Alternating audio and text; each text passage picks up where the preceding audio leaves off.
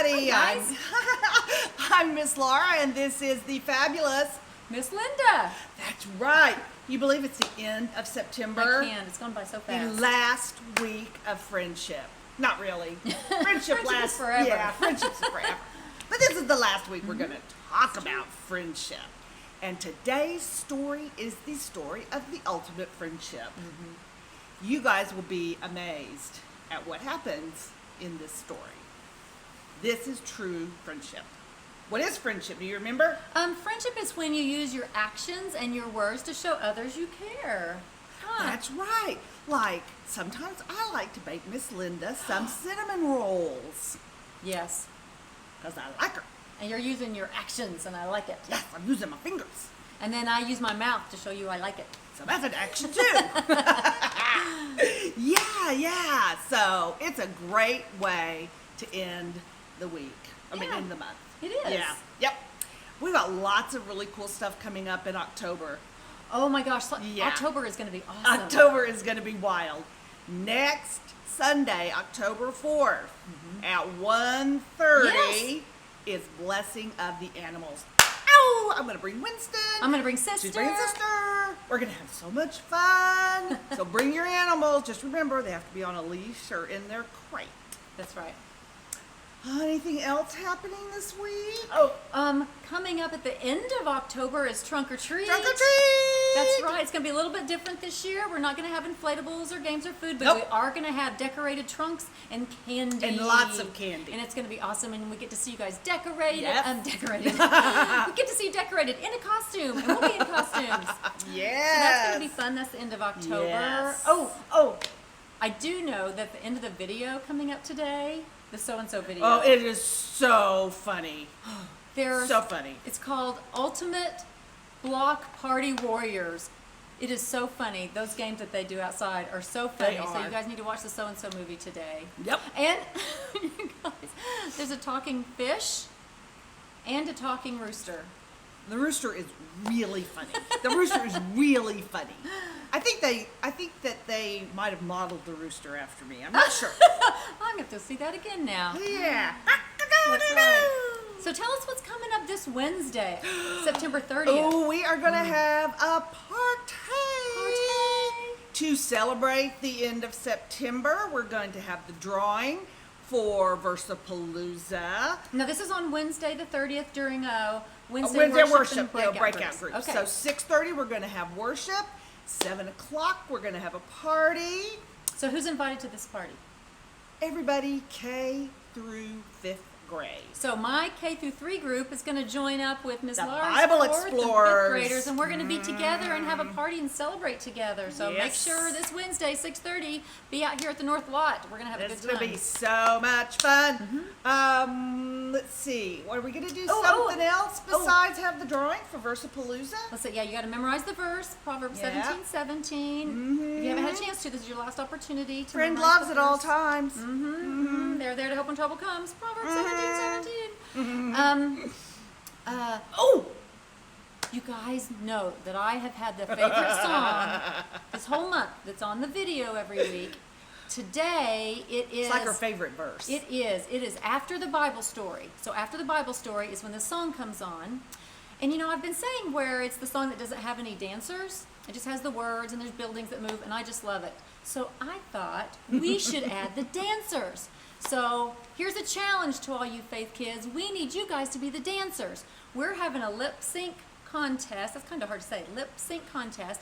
And basically that means you're going to play the song in the background and you just get to dance to it, mouth the words. You can come up with a dance or whatever you want. Have your parents video you and send it to Miss Laura or Miss Linda. And what? Do they have to sing the whole song, or can they No. just do a snippet? They could just do a short part of it, Okay. or if you're feeling it, do the whole Or do song. the whole thing? So we're Okay. gonna create our own dancers, and that's what we're gonna close out today. We're going to practice We this. are. We're Yay! gonna. All right, here it is.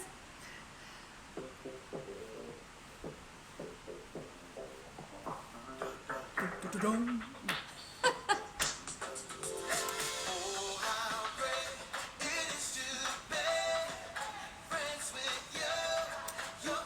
With me, together we are better. It's extra love.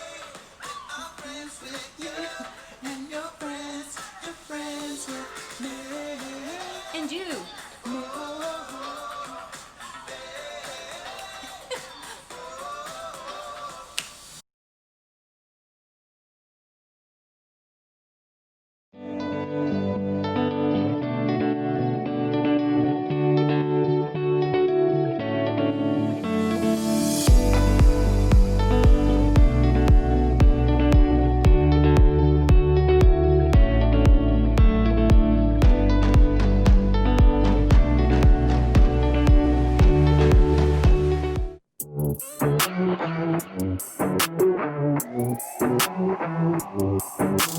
Jesus, you have been so faithful. Jesus, you have been so true. I will be forever thankful, 'cause I never had a friend like you. Help me to be who you've been to me, to everyone I see. Let us love one another with a love like no other yet. That's the way you love us, God. Never turn away, you are with us every day, yeah. That's the way you love us, God. Your love is always been beginning to end. There's never been a better friend. So let us love one another with our love like no other, yeah. That's the way you love us, God.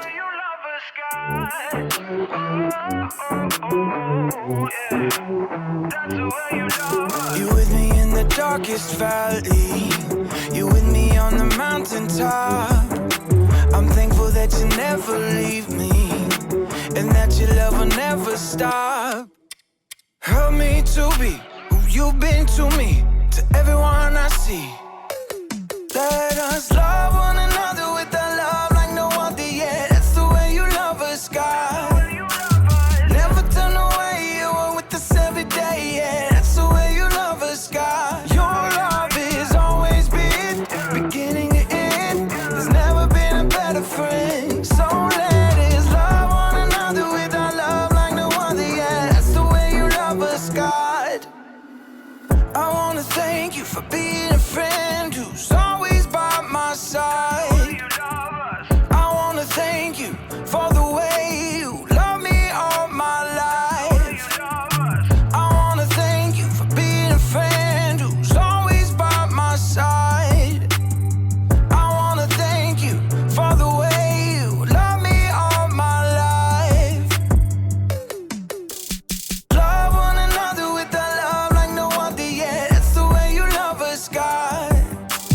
Never turn away, you are with us every day, yeah. That's the way you love us, God. Your love is always been beginning to end. There's never been a better friend. So let us love one another with our love like no other, yeah. That's the way you love us, God.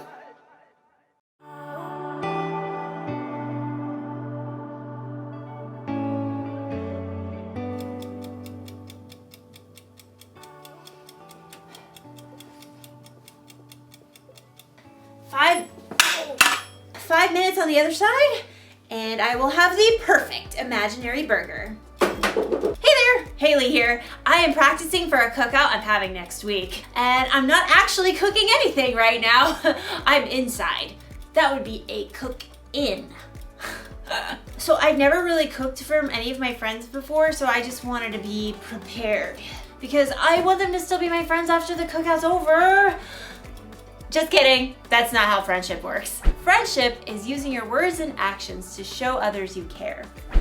I don't think friends should stop being friends for little things like food tasting bad. It's delicious. And I think you can even stay friends with someone if they, say, accidentally burn you with a hot potato. Hot potato, hot potato, hot potato, ha, ha, ha, ha.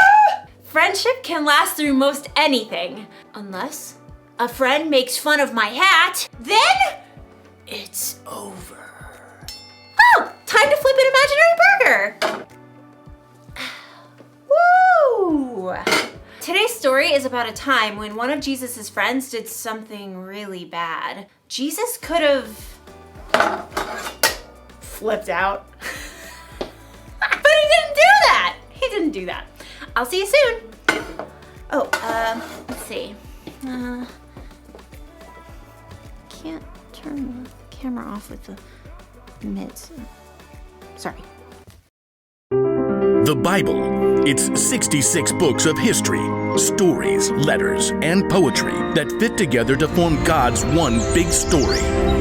The epic adventure of how He created us and loves us so much that He made a way to rescue us. As we travel through the Bible, from Genesis to Revelation, we discover people who met God and found their lives changed forever. And now for an amazing story, inspired by the book of John, chapter 21, verses 1 through 19. Peter hauled in the knotted net yet again as the first light of dawn gleamed in the eastern sky. Empty. Not a single fish all night. Thomas shook his head. I doubt we'll catch a thing before it's time to take the boat in. John studied Peter thoughtfully. Peter, you didn't really want to catch fish anyway, did you? You just wanted to get out in the boat and do something normal. Peter shrugged, but he knew John was right. Over the past few weeks and months, everything in his life had turned upside down. First, Peter had shown the courage to speak the truth about his friend Jesus. You are the Christ. You are the Son of the living God. Many people wanted to make Jesus king, even though the religious leaders hated him. The day before Jesus was killed, Peter had promised Jesus that he would follow him anywhere, and even give up his life for Jesus. But that very evening, Jesus was arrested. Peter was so scared he told 3 different people he wasn't Jesus' friend. I don't know that man. Peter felt sick about what he'd done, especially when Jesus was nailed to the cross and died. But then he returned to life. He appeared to his friends. It was amazing, incredible. Everyone was excited beyond belief. Except Peter must have wondered. Is Jesus mad at me? Am I still his friend? Does he still love me? Now Peter found himself in the boat, trying to figure it all out. His fingers tightened on the wet rope as he prepared to cast the net one more time. As he glanced over on the shoreline, he saw a figure standing there. Friends, don't you have any fish? Nope, not one. Throw your net on the right side of the boat. There you will find some fish. The 7 disciples in the boat exchanged glances as Thomas laughed. I seriously doubt it. You guys have anything better to do? Let's give it a try. Together, the men heaved the heavy wet net back into the sea on the other side. Hey, I think we've got something. Bring it on in. There's 1 fish. 2 fish, A red fish. Ugh. a blue fish, and another one, and another 10. Whoa! Need some help here. The net was so full of fish, they couldn't haul it into the boat. They began towing it to shore. John gaped at the man still standing on the beach. It's the Lord. Excitement raced through Peter's veins. He was about to see Jesus again. But just as quickly, guilt gnawed at his stomach. Facing Jesus meant he had to face how he denied knowing Jesus. But it's Jesus. I've got to see him no matter what. Grabbing his coat, Peter jumped out of the boat and into the water. He half ran and half waded to the beach when he discovered that Jesus started a small bonfire. Fish and bread were already toasting over the flames. He's God's son and he's making breakfast for us. Jesus smiled at Peter. Bring some of the fish you have just caught. Yes, Lord. Peter ran back to the lapping water to help his friends haul their fish to shore. 153. You counted? Don't doubt it. Jesus gestured to the disciples to join him around the fire. Come and have breakfast. As the disciples gathered, Jesus offered them bread to eat. John whispered to Peter. This is what he did when we last ate together at the Passover meal. When breakfast finished, the disciples rose to take care of their fish. Peter found himself walking beside Jesus. There were so many things he wanted to say, but he couldn't find the words. Simon Peter, do you really love me more than these others do? Peter swallowed hard. Surely Jesus knew what he felt. Yes, Lord, you know that I love you. Feed my lambs. Peter remembered how Jesus would compare people to sheep in his stories. Peter, do you really love me? Lord, you know that I love you. Take care of my sheep. Sheep? People. Peter waited in his mind. Jesus must be telling Peter to take care of the people who had followed him. Peter, do you love me? Lord, you know all things. You know that I love you. Feed my sheep. Just as Peter denied knowing Jesus 3 times, he now confirmed 3 times that he loved Jesus. What's more, Jesus wanted Peter to go out and share that love with others. He's forgiven me, even after what I did. Peter, things are going to get even more difficult for you. You are going to be led places you do not want to go. Peter slowly nodded his head. He was willing to do anything Jesus asked of him. Follow me. Yes, Lord, I will. Because Jesus had forgiven him, Peter was now free to share the love of God with those around him, without carrying around a heavy load of guilt.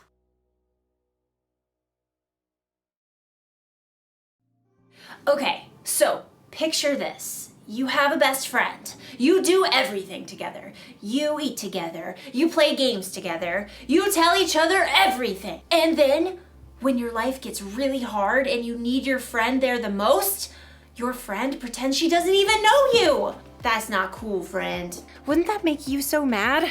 It would make me want to say goodbye to that friend forever. But Jesus didn't do that when Peter pretended not to know him. Instead, even though he must have felt so hurt inside, Jesus forgave Peter. Now, I know what you may be thinking. It was pretty cool for Jesus to forgive Peter like that. It was. But guess what? Jesus forgives you and me like that too. Anytime we mess up, we break a rule, or we do something we know is wrong, Jesus forgives us. That's because he loves us so much, and because our relationship is more important to him than our mess ups. That's why the one thing to remember today is this. Friends, forgive one another. Jesus forgives us, so we should forgive others. Our friendships should be more important than our mess ups. I'm not saying it's easy to forgive. It's not. You're going to need God's help, but get this. When you choose to forgive, it can help you feel better inside. It can help your friend feel better inside, and it'll make your cookouts way more enjoyable. Speaking of, this imaginary corn is almost done roasting. Oh, look at that. Oh, what? Oh, this is gonna taste so good when they're real. Goodbye, everybody. Oh, again with the mitts.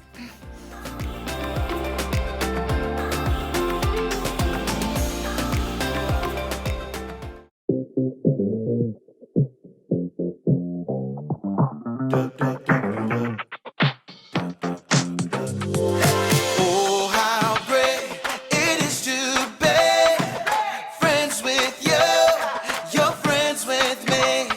Together we are better, it comes naturally when I'm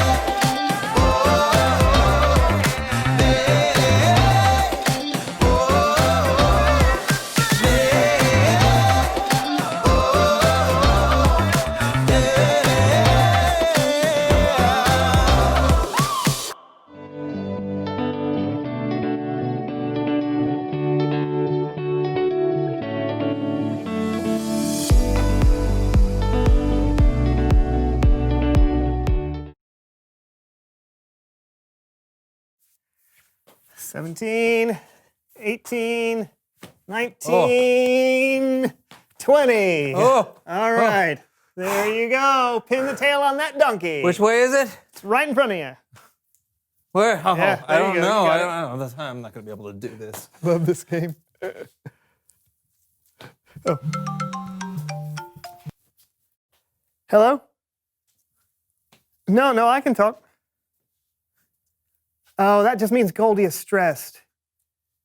Yeah, you gotta take him out of the fishbowl. Yeah, no, I do it all the time. You just take him out with your hand and hold him in your hand. Then you want to kind of rub his side, like go with the scales. Give him a little rub. Is that working? Okay, well, look into his eye and do some like breathing exercises. You want to try that? Fine. Can you just put Goldie on the phone? Just put the phone by Goldie. Let me talk to him. Hey, buddy. Hey, buddy. How you doing? You a little stressed? Let's do some breathing like we do, okay? Here we go. Ready? Breathe in. Breathe out. Good. Okay, one more. Ready? Breathe in. Breathe out.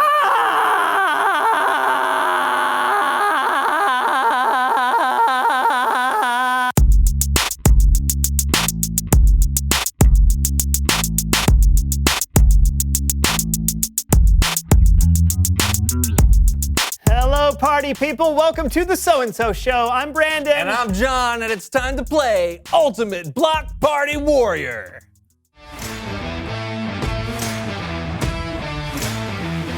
Hello, sports fans, and welcome to Ultimate Block Party Warrior. I'm Mickey Hutch, and here with me is the legend himself, retired wrestling great Harvey the Brick Brickowski. Hey, you brought the party, Mick. I brought the warrior. Smackdown! Today we have Brandon and John going head-to-head in a winner-take-all race inspired by some of our favorite neighborhood block party games. First contestant to complete each of the 7 stations will be considered the ultimate block party warrior. Hey, let's get out to the course and show our folks at home what our contestants are up against. Station number 1 is the Super Soaker String Race. Use the Super Soaker to get your cup from one end of the string to the other. Station number 2, Cornhole on the Cob. No beanbags here. Station number 3, Soccer Ball Bowling. Number 4, Carrot Dog Crunch. Have a healthy snack in the middle of racing by gnawing on a delicious carrot dog. Station number 5, the 15-foot mini trike run. Station number 6, blindfold bobbing for icebergs. Real icebergs! No, lettuce. And the final station, station number 7, the paper sack race. What do you say, Brick? Are you ready for this? I was born ready, Mick. Let's do this! And there they go. Boy, these two guys look like they're in great shape for old people. All right, here we are. And now we've got the station number 1, the silly string soaker. It looks like John is having trouble. He can't seem to... Ooh, Brandon is moving quickly. Yeah, the approach difference is John is losing. Cornhole on the Cob. Boy, John is finally catching up. Mm-hmm. And Brandon and John are neck and neck. Oh! And Brandon has Did you finished. see that? I did. Oh boy, John is stuck. He has the throw of a lemur. Let's cut to Brandon.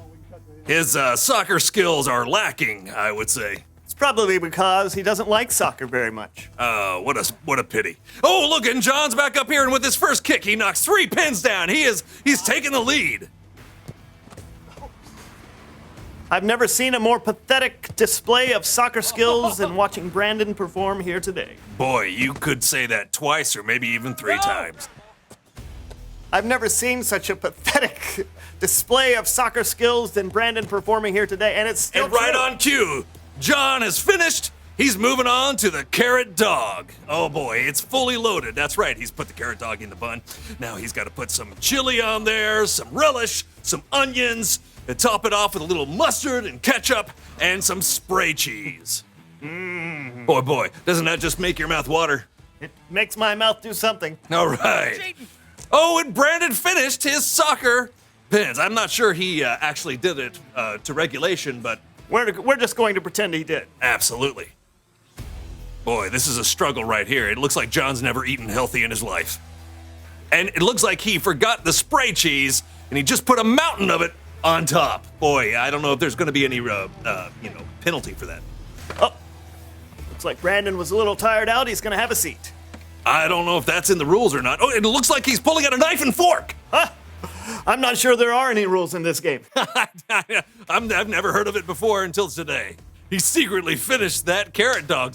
Oh, he swallowed it. Yes, I don't know how that happened. He's going to move on to station number 5, the 15-foot mini trike run. This is a tricky one. Oh, but he's maneuvering that wheel with expertise. He's moving on to the iceberg Bob. I don't know why we call it iceberg Bob. There's still no ice in there, Mick. I don't understand. Yeah, there's no way Brandon will be able to catch up to John's skill. Oh, it looks like John has figured out a new technique here. He's pushing the head of lettuce to the bottom of the bucket with his face. He's in there. He's in there. Whoa, he's completely submerged. He got it. John is moving on to the final station while Brandon is still struggling to get the iceberg lettuce into his mouth.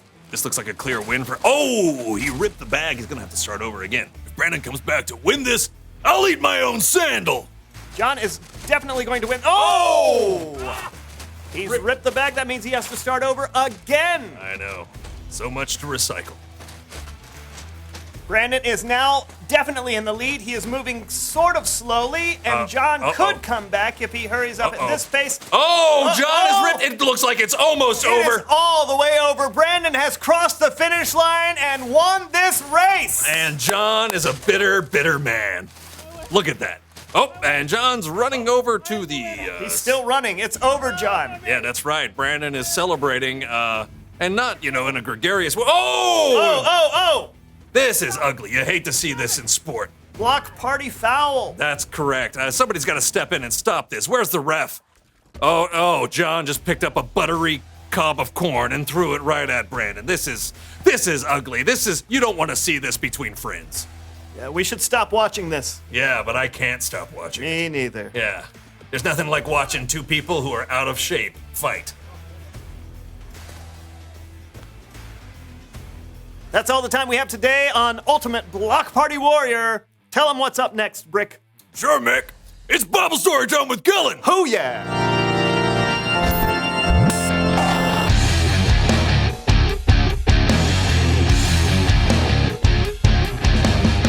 Hey, fellas.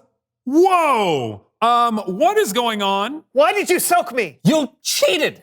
I did not. I was just playing You ate your carrot dog with a fork. So what? There's nothing in the rules that says There's nothing in the rules. Is it? Okay, now you're just being. Okay. Who is up for a story? Sure, Kellen. Not sure any story can repair the damage here, though. Story can repair the damage. Please. I'll see what I can do. After Jesus had died and come back to life, his disciples went out for an overnight fishing trip. But by morning, they hadn't caught a single fish. Did someone say fish? I did, but I don't think this is really... My name is Florence. I'm a fish, and let me tell you a story.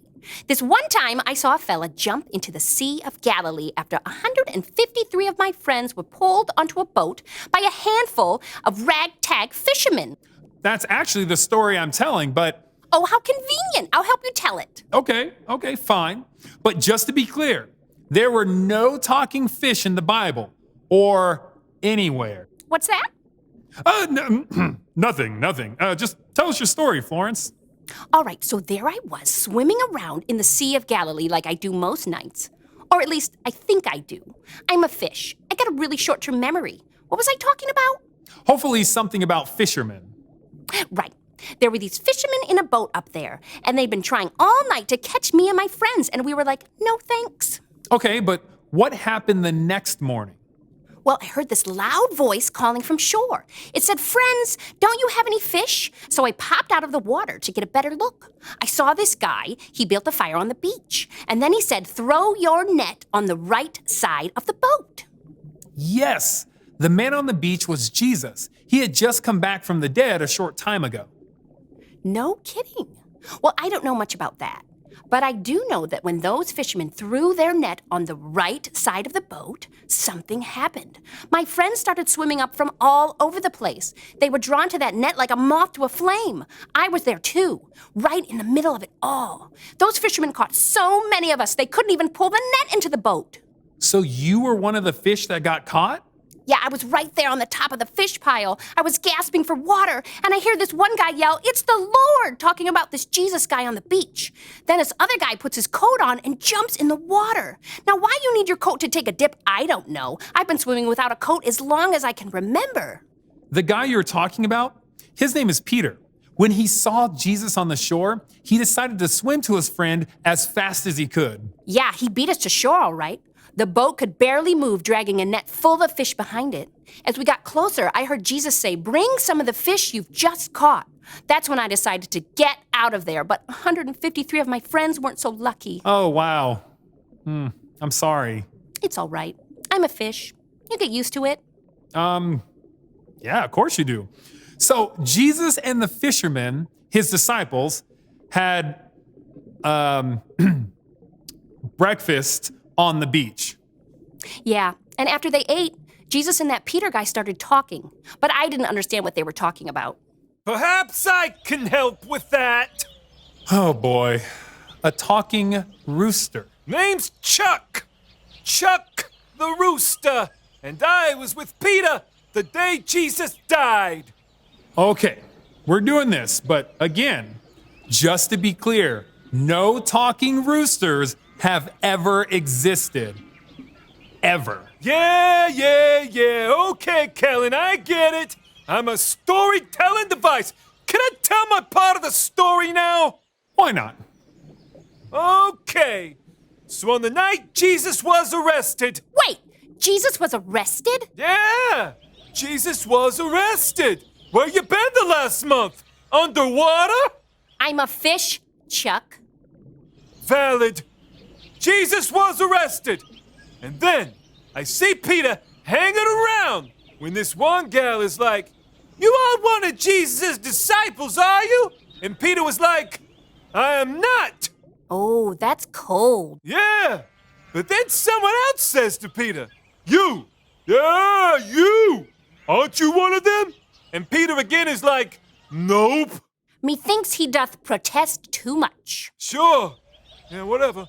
Then a third time someone is like, "I literally saw you with Jesus." And Peter yells, "I don't know what you're talking about."